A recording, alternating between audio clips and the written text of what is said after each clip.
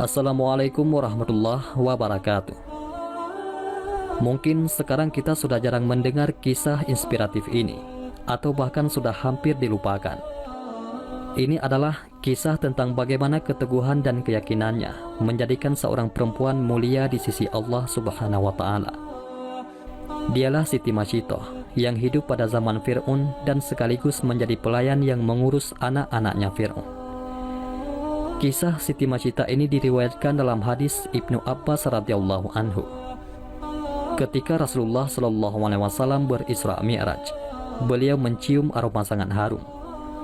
Penasaran, Nabi Muhammad Shallallahu alaihi wasallam bertanya kepada malaikat Jibril, "Harum apakah itu wahai Jibril?" Malaikat Jibril menjawab, "Itu adalah wangi dari kuburan seorang perempuan solehah bernama Siti Mashiitoh dan anak-anaknya." Siti Mashiitoh ini digambarkan sebagai sosok yang memegang teguh kebenaran dan keimanan kepada Allah Subhanahu wa Ta'ala. Kala itu, beliau menjadi pelayan dari Siti Asiyah, yaitu istri dari Fir'aun. Siti Mashiitoh bertugas mengurus anak Fir'aun. Seorang lagi yang dekat dengan Siti Mashiitoh bernama Hazakil. Ia adalah pembuat peti, tempat Nabi Musa belita ditaruh untuk kemudian dihanyutkan di sungai, dan kemudian Hazakil menjadi suaminya. Siti Mashiitoh dan suaminya ini sudah beriman pada Nabi Musa, namun mereka menyembunyikan dari Fir'aun. Namun suatu ketika, Mashiitoh menemukan suaminya telah meninggal dengan cara mengenaskan, yang ternyata dibunuh oleh Fir'aun karena ketahuan sebagai pengikut Nabi Musa alaihissalam. Siti Mashiitoh sangat sedih melihat kondisi suaminya, namun beliau bersabar dan berserah diri kepada Allah. Beliau berkeluh kesah ke istri Fir'aun, yaitu Siti Asiyah. Sang istri raja ini pun memberikan nasihat agar Mashiitoh dan anak-anaknya sabar. Namun, beliau bisa membaca isyarat dari Siti Mashiitoh yang beriman kepada Allah.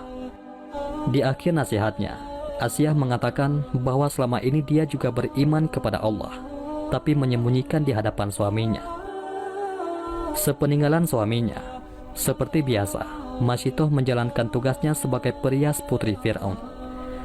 Ada kisah sepele, tapi berdampak besar. Gara-gara sisir yang terjatuh, akhirnya terungkap jati diri Mashiitoh. Saat itu Mashiitoh sedang menyisir rambut anak Fir'aun. Tiba-tiba sisir dalam genggamannya terjatuh. Ketika mengambil lagi sisir tersebut, bibirnya refleks mengucap Bismillah. Ucapan itu membuat anak Fir'aun terkejut. "Apakah ucapan yang kamu maksud adalah bapakku?" tanya anak Fir'aun. Siti Mashiitoh dengan jujur mengatakan bahwa maksud kata itu ialah Tuhan sesungguhnya, bukan ditujukan untuk Fir'aun, yaitu Rabbku, juga Rabb ayahmu, yaitu Allah, karena tiada Tuhan selain Allah, kata Siti Mashiitoh. Jawaban itu membuat anak Fir'aun tersinggung, berarti ada Tuhan lain kecuali bapaknya. Anak Fir'aun itu mengancam melaporkan keyakinan Mashiitoh tersebut kepada bapaknya. Namun Mashiitoh tak gentar, karena ia yakin Allah adalah Tuhan yang sebenarnya, bukan Fir'aun. Laporan anaknya membuat Fir'aun murka. Ia tidak menyangka pengasuh anaknya adalah pengikut Nabi Musa. Mashiitoh dipanggil, lalu ditanya oleh Fir'aun, "Apakah benar apa yang disampaikan anakku? Siapakah Tuhan yang engkau sembah selama ini?" Mashiitoh tidak mengelak tuduhan itu. Dengan tegas ia mengatakan, "Betul bahwa tiada Tuhan selain Allah yang sesungguhnya menguasai alam dan isinya." Jawaban itu membuat Fir'aun semakin marah. Dia memerintahkan para pengawal menyiapkan minyak mendidih di dalam tembaga besar. Wadah panas itu menggodok Mashiitoh beserta anak-anaknya. Pemandangan itu disaksikan masyarakat luas. Sebelum dimasukkan ke minyak panas, Mashiitoh diberi kesempatan sekali lagi untuk memilih. Dia dan dua anaknya selamat jika mengakui Fir'aun sebagai Tuhan. Sebaliknya, nyawanya terancam jika tidak mau mengakui ketuhanan Fir'aun. Sebagai perempuan beriman dan meyakini Allah Subhanahu wa Ta'ala, Siti Mashiitoh tidak gentar terhadap ancaman Fir'aun.